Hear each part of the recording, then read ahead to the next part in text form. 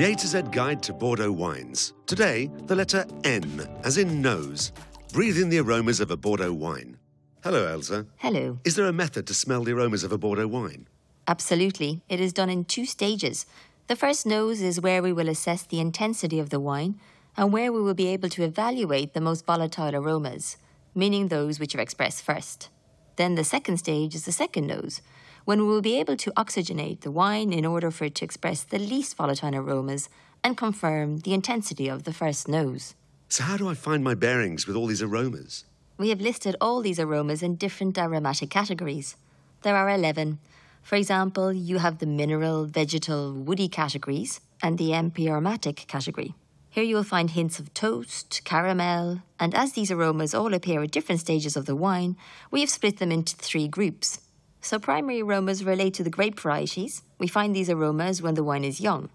Then, those called development aromas or secondary aromas, and these are linked to fermentation and last for a few years.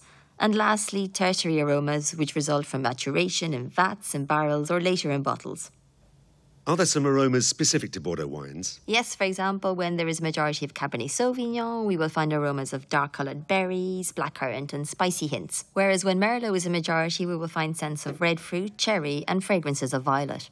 So that's for red wine. What about white wine? For dry white wines, we'll find mainly aromas of exotic fruits, citrus fruit, lemon and grapefruit. Whereas for semi-sweet and sweet white wines, those we call sweet Bordeaux, we will find hints of crystallized fruit, apricot and delicate notes of honey.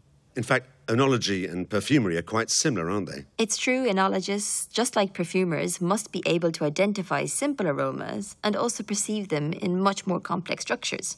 For this, the teaching tools are the same: files of aromas or fragrance strips. Generally, what can be said about improving tasting skills is to pay attention to all the smells that surround us every day. In fact, our recall becomes a memory bank of aromas.